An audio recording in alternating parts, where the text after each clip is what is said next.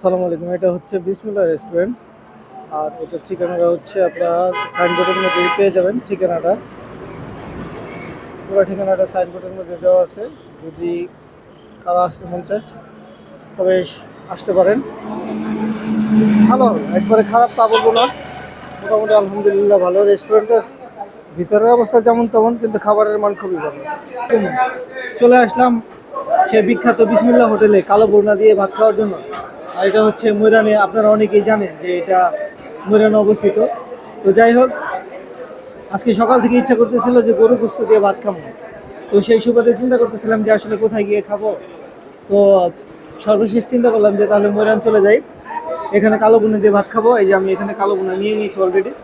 তো এইগুলো হচ্ছে সব আমাদের খাবার। আমার সাথে আরো দুজন গেস্ট আছে, আমার খুব কাছের গেস্ট। তো ওনাদের সাথে আজকে চলে আসলাম ময়রানে। তো এখন আমরা আসলে খাবার খাবো। তো আপনারা যদি আসলে কালো ভুনা খেতে চান, ময়রানের কালো ভুনাটা, বিসমিল্লাহর কালো ভুনাটা, দিস ইজ দ্য বেস্ট। তো আপনি চাইলে আসতে পারেন এবং খাবার খেয়ে দেখতে পারেন। আমি যে আজকে আসছি তা না, আমি এর আগেও অনেকবার আসছি এবং খাবার খাইছি। 100-র মধ্যে 100। এখানে সবাই আসে, সবাই খায়, সবার খুব ভালো লাগে। তো সবাই যেহেতু এখানে আসে, তো আপনার বুঝতে হবে যে খাবারটা অ্যাকচুয়ালি আসলে ভালো। সো যাই হোক, এখন আমরা খাবার খাবো। আমার গেস্ট বসে আছে। আর এটা হচ্ছে যে দেখেন, আমি কালো ভুনার ব্যাপারটা দেখা দিই। এটা হচ্ছে একবারে কালো ভুনা। তো এটা আসলে খুবই মজা। ওই যে ওনারা যে পাক করে, সেটা হচ্ছে মাটির চুলায় পাক করে। তো এই যে এটা এটা হচ্ছে ওনাদের আসলে রান্নাঘর।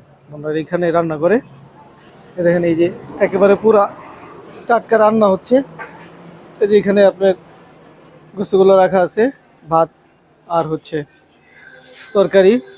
মানে কালো ভুনাটা এখানে করে, ওনারা মাটির চুলাতেই রান্না করে। তো সেই সেই সুবাদে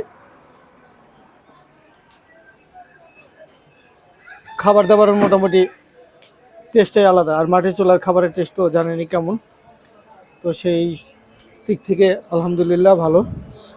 যাই হোক, আপনাদের আগে পরে বলবো আবার।